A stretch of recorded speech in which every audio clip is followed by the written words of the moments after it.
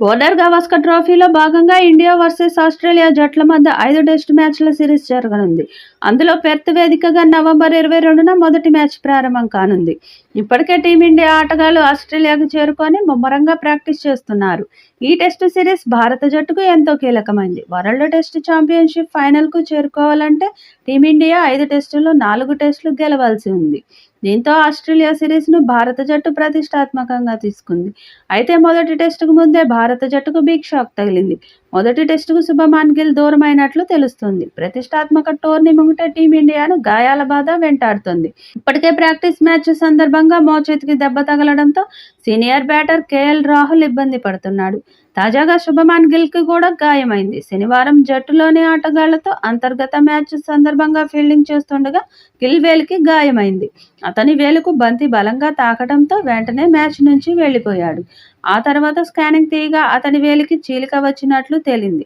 తొలి టెస్టు ఈ నెల 22న ప్రారంభం కానుంది.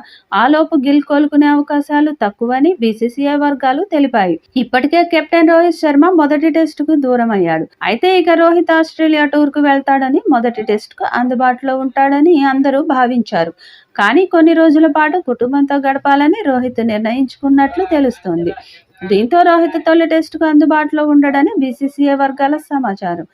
కేఎల్ రాహుల్ మ్యాచ్ సమయానికి జట్టుకు అందుబాటులో ఉండే అవకాశం ఉంది. గిల్ మాత్రం తొలి టెస్టుకు సమయానికి అందుబాటులో ఉండే అవకాశాలు తక్కువని, ఆయన గాయం మానాలంటే కనీసం వారం రోజులకు పైగా సమయం పడుతుందని తెలుస్తోంది.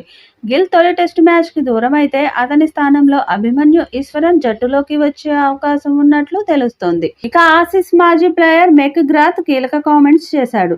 స్టార్ బ్యాటర్లు పెద్దగా ఫామ్లో లేరు. విరాట్ కోహ్లీపై భారం ఎక్కువే ఉంటుంది.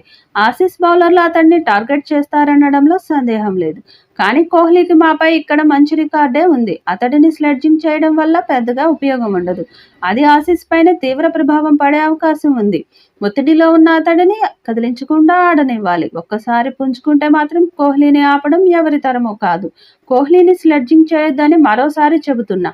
ఒక్కసారి ఫైర్ అయ్యాడంటే తిరిగి ఇవ్వడానికి సిద్ధంగా ఉంటాడని మెక్గ్రాత్ వెల్లడించాడు.